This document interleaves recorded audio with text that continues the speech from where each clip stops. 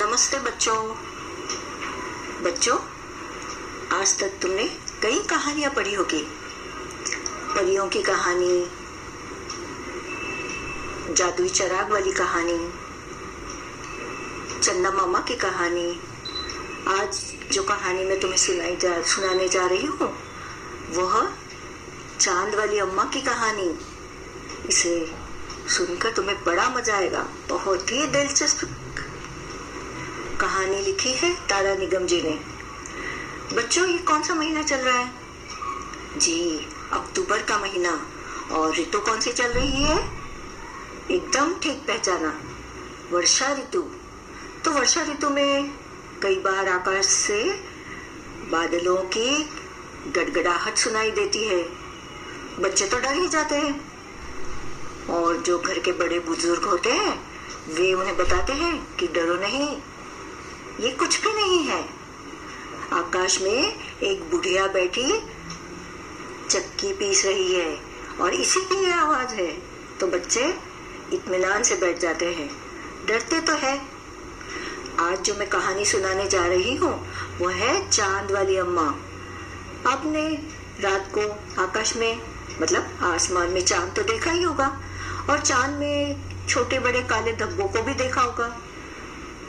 कई बार हम कल्पना करते हैं कि वहां कोई औरत बैठी है और उसके हाथ में हैरी पॉटर की तरह जादू की छड़ी या झाड़ू है।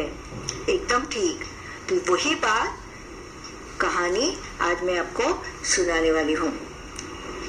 आशा करती हूँ आपको बहुत पसंद आएगी ये कहानी। बहुत समय पहले की बात है। एक बूढ़ी अम्मा थी, बिल्कुल अकेली। उसका अपना कोई न था। घर का कामकाज उसे खुद ही करना पड़ता, क्योंकि पहले ही बताया है कि वो बूढ़ी थी, अकेली थी।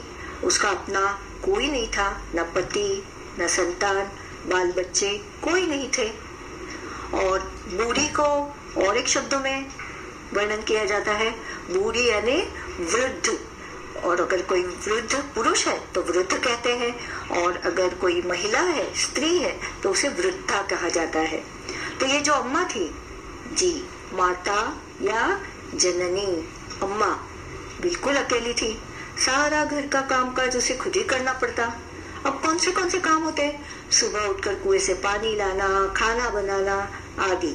अच्छा, आजकल की दुनिया में हम जो शहरों में रहने वाले लोग हैं उसे तो कुएं से पानी भरना मालूम ही नहीं है क्या होता है।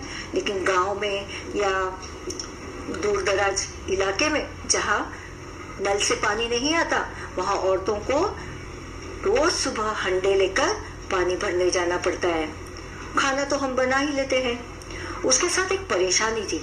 अम्मा अकेली थी, घर के सारे काम खुद कर लेती थी क्योंकि उसका अपना कोई नहीं था। तो परेशानी कौन सी थी कि वो रोज सुबह उठकर घर में झाड़ू लगाती। तब तक तो ठीक रहता, पर जैसे ही वह आंगन में जाती और झाड़ू लगाने के लिए झुकती, तभी आसमान आकर उसकी कमर से टकराता। अब यहाँ उन्होंने बताया आसमान जैसे छोटा बालक हो और शरारत करना सबको पसंद है। कहो, आपने भी अपने किसी दोस्तों को छुपकर डराया तो होगा और कितने बहाने भी बनाए होंगे, शरारत भी की होगी। और शरारत करना बच्चों का धर्म ही बना रहता है। अच्छा लगता है शरारत करना, जिसमें ताजगी होती है। तो ये जो अम्मा थी, जब घर के अंदर घर बुहारती, झाड़ू लगाती, तब तक तो ठीक था, पर जैसे ही घर के बाहर आती, आंगन आकर, आसमान आकर उसकी कमर से टकराता। अम्मा उसे घूर कर देखती तो वह थोड़ा हट जाता। घूर कर देखना, थोड़ा गुस्से से देखना। फिर वह जैसे ही दोबारा झुकती, आसमान फिर अपनी हरकत दोहराता। हरकत, क्रिया, दोहराना, फिर से वही काम करना। जैसे बच्चे छोटे होते हैं, मस्ती करते हैं, मजाक करते हैं, कई बार उन्हें डांटा फटकारा जाता है, कई बार तो मार भी खानी पड़ती है, पर बच्चे हैं तो बच्चे बाज नहीं आते अपनी हरकतों से। ये आसमान या आकाश जो था वो भी थोड़ा नटखट शरारती बच्चे जैसा था। अम्मा के घूरते ही थोड़ी देर के लिए वह हट जाता, लेकिन जैसे ही अम्मा झुकती, वह आकर उसके कमर से फिर से टकरा जाता। 1 दिन, 2 दिन, 3 दिन लगातार यही क्रम चलता रहा। अम्मा झाड़ू लगाए और आसमान उसे तंग करे। एक दिन कुएं पर पानी भरने को लेकर अम्मा का किसी और से झगड़ा हो गया। अब औरतें होती है, लोग दो चार आते हैं तो बोला चली तो कभी कभी हो ही जाती है। तो वैसे ही कभी एक बार ऐसा हुआ कि अम्मा पानी भरने गई कुएं पर और वहां किसी दूसरी औरतों के साथ उसका झगड़ा हो गया। तो वो गुस्सा उनके मन में था। गुस्से में ही अम्मा घर आई। अब पानी भरना तो हो गया, अब झाड़ू लगाना है। वो झाड़ू उठाकर आंगन में गई और जैसे ही झुकी, आसमान ने अपनी आदत के अनुसार उसे फिर छेड़ा। अब क्या, अम्मा तो आज जरा गुस्से में ही तो थी। अम्मा ने आओ देखा न ताओ, आओ देखना न ताओ, यानी आगे पीछे के कुछ ना सोचना, और कसकर एक झाड़ू आसमान को दे मारी। कसकर, जोरदार। आसमान झट हट गया। उसे नहीं लगा क्योंकि वो हट गया, पर वह भी अपनी आदत से मजबूर था। दूसरी बार फिर अम्मा के झुकते ही टक्कर मारने लगा। आसमान को अब यह आदत हो गई थी कि अम्मा को शरारतों से परेशान करना। एक बार तो उसने टक्कर मारी, अम्मा ने गुस्से में उसे झाड़ू दे मारी, लेकिन आसमान हट गया, आसमान को वो झाड़ू नहीं लगी। फिर दूसरी बार फिर से वही करने लगा आसमान, जो अब तक करता आया। अब दूसरी बार अम्मा ने पूरी ताकत से उस पर वार किया, जोरदार हमला किया। आसमान को शरारत सूझी। इस बार उसने झाड़ू पकड़ ली। जैसे ही अम्मा ने झाड़ू से उस पर वार किया, आसमान ने एक हाथ से उसकी झाड़ू कसकर पकड़ ली। उधर अम्मा भी झाड़ू पकड़ी थी। रस्सा कशी शुरू हो गई। रस्सा कशी, दोनों में छीना झपटी शुरू हो गई। ये यहाँ से पकड़े, वो वहां से खींचे। दोनों हार मानने को तैयार नहीं थे। झाड़ू का ऊपर वाला हिस्सा आसमान पकड़े हुए था, तो नीचे वाला अम्मा, दोनों छोड़ने को तैयार नहीं थे। अम्मा चिल्लाई, छोड़ मेरा झाड़ू, मेरे पास एक यही झाड़ू है। अम्मा उसे बताती रही, तब भी आसमान ने नहीं छोड़ा। हाँ, बूढ़ी अम्मा कब तक रस्साकशी करती, थक गई। अब तो फिर एक अनहोनी सी बात हो गई। आकाश जैसे जैसे ऊपर चलता गया, अम्मा को अपने साथ ले गया। आसमान में उड़ती गई अम्मा। क्यों? क्योंकि उसने झाड़ू नहीं छोड़ा। अब वो झाड़ू के साथ ऊपर उठने लगा। कौन? आसमान। उसके साथ साथ झाड़ू पकड़े हुए अम्मा भी ऊपर जाने लगी। वह चिल्लाई, मुझे नीचे छोड़ दे। आसमान ने कहा, अम्मा अब मैं तुम्हें नहीं छोड़ूंगा, ले चलूंगा ऊपर, वही झाड़ू लगाना। अम्मा अब झाड़ू नहीं छोड़ सकती थी, क्योंकि वह बहुत ऊपर पहुंच चुकी थी। अगर वो छोड़ती तो गिर पड़ती, प्राणों से हाथ धोना पड़ता उसे, और आसमान तो शरारती था। तभी उसे वहां चांद दिख गया। जैसे ही अम्मा ऊपर आसमान में पहुंची, उसे दिखाई दिया एक चांद। अम्मा ने सोचा, चलो इसी पे बैठ जाऊं। झट अम्मा ने पैर बढ़ाया और चांद पर चढ़ गई, पर झाड़ू नहीं छोड़ी। आसमान को फिर शरारत सूझी। उसने सोचा, अम्मा तो चांद पर चढ़ गई है, यदि चांद उसकी मदद करेगा तो मैं हार जाऊंगा, इसे यही रहने दूं, मतलब अम्मा को चांद पर ही अब रहने दूं। ऐसा सोचकर उसने झाड़ू छोड़ दिया। अम्मा झाड़ू सहित चांद पर रह गई। वह इतनी थक गई थी कि झाड़ू पकड़े पकड़े ही चांद पर बैठ गई। आसमान ऊपर चला गया। उस दिन से आज तक बूढ़ी अम्मा झाड़ू पकड़े चांद पर बैठी है। अब समझ में आया? आसमान में जो काले रंग के चित्र दिखाई देते हैं, चांद के ऊपर जो दाग धब्बे जैसे दिखाई देते हैं, वो दरअसल वो बूढ़ी अम्मा है जो झाड़ू लेकर वहां बैठी है। तो समझ गए ना दोस्तों, ऐसी कई घटनाएं होती है और उसका हम इस तरह से उत्तर निकालने का प्रयत्न करते हैं। तारा निगम जी की ये कहानी लगता है तुम्हें पसंद आ गई हो। धन्यवाद दोस्तों, सुप्रभात। आज हम चांद वाली अम्मा के सवाल जवाब देखेंगे। तुम्हारी कल्पना से पहला सवाल है, बूढ़ी अम्मा चांद पर क्यों चढ़ गई होगी? बूढ़ी अम्मा झाड़ू पकड़कर आसमान में ऊपर पहुंच चुकी थी। नीचे उतरना उसके लिए मुमकिन न था, इसीलिए मेरे हिसाब से बूढ़ी अम्मा चांद पर चढ़ गई होगी।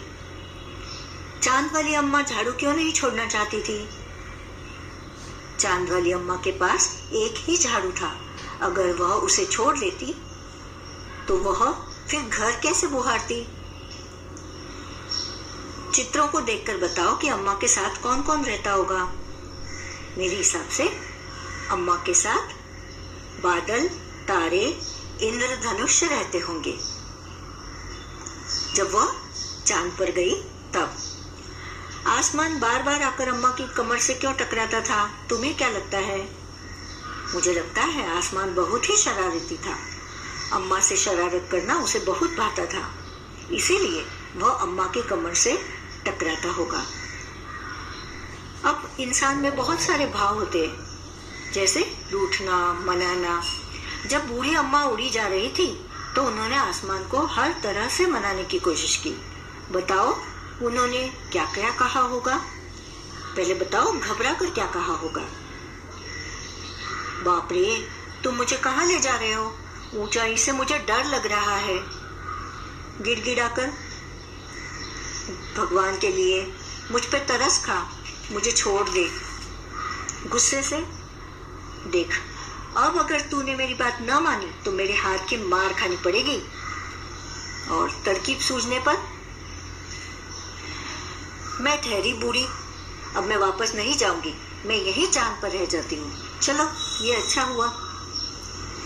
घूरना, अम्मा उसे घूर कर देखती तो आसमान थोड़ा हट जाता। कब कब ऐसा होता है जब तुम्हें कोई घूर कर देखता है? जैसे मेरा दोस्त मुझे घूर कर देखता है जब मैं उसका मजाक उड़ाता हूँ। फिर मेरे पिता मुझे घूरते हैं जब मुझे परीक्षा में कम अंक आते हैं। मेरे शिक्षक मुझे घूरते हैं जब गृहपाठ अधूरा होता है। और बहन या भाई के संबंध में बताओ, जब मेरा दोस्त के साथ झगड़ा होता है तब मेरा दोस्त मेरी शिकायत मेरी दीदी से करता है, तब मेरी दीदी मुझे घूरती है।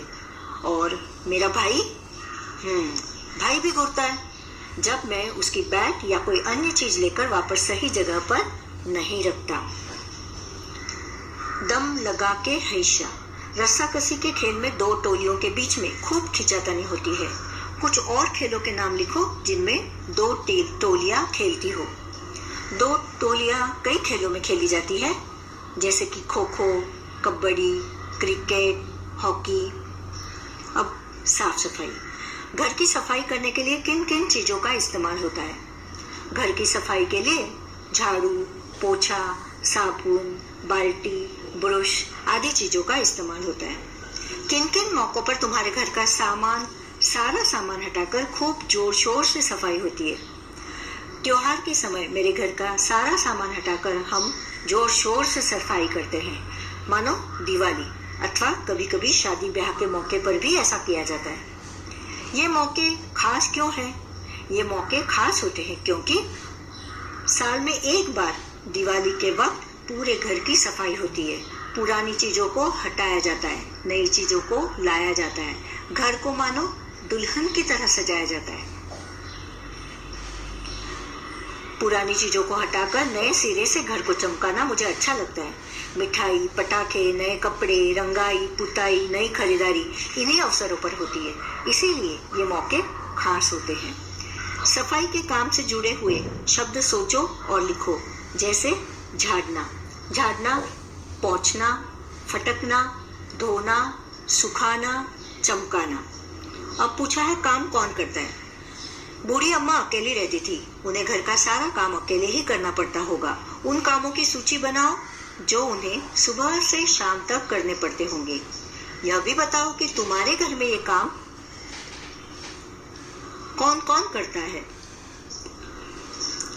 बूढ़ी अम्मा के काम बताऊं तो उसे खाना बनाना पड़ता होगा, बाजार से सब्जी, फल तथा जरूरी सामान की खरीदारी करनी पड़ती होगी, साफ सफाई और कुएं से पानी भरना। मेरे घर में मेरी माँ तथा दीदी मिलकर खाना बनाती है। मेरी माँ बाजार जाती है और कभी कभी फोन से ही सामान घर तक मंगवाती है। और साफ सफाई का काम मेरे घर की नौकरानी करती है। और पानी भरने हेतु हमें कुएं पे नहीं जाना पड़ता, घर में नल के द्वारा पानी की आपूर्ति होती है, मतलब सप्लाई होती है, तो हमें बाहर नहीं जाना पड़ता। तुम कौन कौन से काम करते हो? अपने कामों के बारे में बताओ। कुछ दिए हैं घर के काम और कुछ घर से बाहर के काम। घर के काम, मैं छोटा हूँ इसलिए पानी की बोतल भरकर फ्रिज में रखना मुझे आता है। स्त्री के कपड़े जगह पर रख देता हूँ। कचरे का डब्बा घर के बाहर रखवाना हो तो मैं कर देता हूँ, और कपड़ों की घड़ी करना भी मेरा ही काम है। और घर के बाहर हाँ, कभी कभार ब्रेड ला कर देता हूँ, भाजी तरकारी छोटी सी चीजें ला कर देता हूँ। दीदी या चाची को कुछ डब्बा खाने की चीजें पहुँचानी हो तो मैं वो करता हूँ। जो दीदी या चाची हमारे बिल्डिंग में ही रहती है, केले या सब्जी एक आध दूसरी लेकर आता हूँ। इस तरह मैं भी घर के बाहर के छोटे मोटे कामों में हाथ बटाता हूँ। तुम बूढ़ी अम्मा की मदद किन किन कामों में कर सकते हो? मैं बूढ़ी अम्मा को घर और आंगन बुहारने में मदद कर सकता हूँ। बाजार से थोड़ी सामग्री खरीदना ये भी मैं कर सकता हूँ। मुझे खाना बनाना नहीं आता, पर भाजी साफ करना मैं जानता हूँ। कितने नाम कितने काम। इस कहानी में नाम वाले और काम वाले कई शब्द आए हैं। उन्हें छांटकर नीचे तालिका में लिखो। अब नाम वाले शब्द है आकाश, अम्मा, झाड़ू, आंगन, पानी। और काम वाले शब्द है पानी लाना, खाना बनाना, झाड़ू लगाना, पानी भरना, टक्कर मारना। मतलब क्रिया वाले शब्द है लाना, बनाना, लगाना, भरना, मारना। अब यहाँ पूछा है अपनी किसी शरारत के बारे में लिखो, और लिखा है तुम्हारी शरारत। अरे आसमान की शरारत तो कुछ भी नहीं। मैंने तो एक बार और आपको अपनी किसी शरारत के बारे में याद करके लिखना है। अब एक छोटी सी बात मैं बताऊं। मेरी कक्षा में 2 सहेलियां हैं, हमेशा साथ साथ रहती है, मानो सीता और गीता। एक बार मैंने दोनों की चोटियां चुपके से एक साथ बांध दी। जब अध्यापिका ने एक को जवाब देने के लिए खड़ा किया तो दूसरी को भी खींचकर खड़ा होना पड़ा, और सभी बच्चे हंस पड़े। ये तो अच्छा हुआ कि टीचर ने मुझे थोड़ा सा डांट कर छोड़ दिया, वरना मुसीबत आ जाती। अब इसके बाद एक छोटी सी कहानी सूरज और चांद ऊपर क्यों गए ये बताई है। ये मैं तुम्हें पढ़कर बताती हूँ। बहुत समय पहले सूरज और चांद जमीन पर रहते थे। पानी उनका अच्छा दोस्त था और वे अक्सर उससे मिलने आते थे। लेकिन पानी कभी उनके घर नहीं जाता था। एक दिन सूरज ने पानी से पूछा, तुम कभी हमसे मिलने क्यों नहीं आते? पानी बोला, मेरे बहुत सारे दोस्त हैं, यदि मैं तुम्हारे घर आऊं तो वे भी मेरे साथ आएंगे। उन सबके लिए तुम्हारे घर में जगह नहीं होगी। सूरज ने कहा, मैं एक बहुत बड़ा नया घर बनाऊंगा। सूरज ने सचमुच एक नया घर बनाया जो बहुत बड़ा था। उसने पानी को इस नए घर में बुलाया। पानी तरह तरह की मछलियों और उनके साथ रहने वाले दूसरे जानवरों के साथ सूरज के घर पहुंचा। पानी ने बाहर खड़े होकर पूछा, मैं अपने दोस्तों के साथ अंदर आ जाऊं? सूरज ने कहा, हाँ आ जाओ। पानी अंदर आया और कुछ ही देर में सूरज के घर में घुटनों तक पानी भर आया। देखते ही देखते पानी सिर पर पहुंच गया। मछलियां और पानी के तमाम जानवर सूरज के घर में इधर उधर घूमने लगे। अंत में पानी इतना ऊंचा हो गया कि सूरज और चांद को छत पर जाकर बैठना पड़ा। लेकिन थोड़ी ही देर में पानी छत पर आ पहुंचा। अब सूरज और चांद क्या करते, कहाँ बैठते? वे भागकर आसमान पर पहुंच गए। आसमान उन्हें इतना पसंद आया कि वे वहीं रहने लगे। बच्चों, आशा है तुम्हें कहानी पसंद आई होगी। धन्यवाद। फिर